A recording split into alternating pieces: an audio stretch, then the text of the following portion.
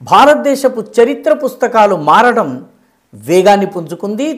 9, 10, 8వ తరగతి పుస్తకాలను, ముఖ్యంగా చరిత్ర పుస్తకాలను సవరించిన తరువాత ఇప్పుడు 7వ తరగతి యొక్క సవరించిన చరిత్ర పుస్తకం గత శుక్రవారం నాడు, అంటే డిసెంబర్ 5వ తారీఖున విడుదలైంది.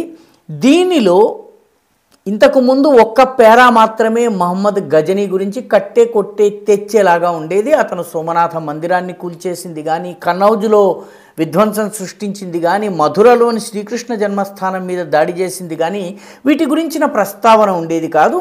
ఇప్పుడు మహమ్మద్ గజనీ దండయాత్రలో అతను దోచుకు వెళ్ళినటువంటి సామగ్రి, అదేవిధంగా అతను ధ్వంసం చేసిన మందిరాల వివరాలతోటి పాఠాన్ని కొద్దిగా విస్తృతీకరించడం జరిగింది. ఈ పుస్తకము ఈ డిసెంబర్లో కొత్త సంవత్సరము సెంట్రల్ స్కూల్స్లో ప్రారంభమవుతుంది. దానిలో భాగంగా ఇది అందుబాటులోకి వస్తుంది. ఈ రకంగా ముందు 10వ తరగతి, తర్వాత 9, తర్వాత 8, ఇప్పుడు 7వ తరగతి పుస్తకాలను సంస్కరించడం జరిగింది. వాస్తవ చరిత్రను ప్రజలకు చెప్పే ప్రయత్నము వేగాన్ని పుంజుకుంటోంది.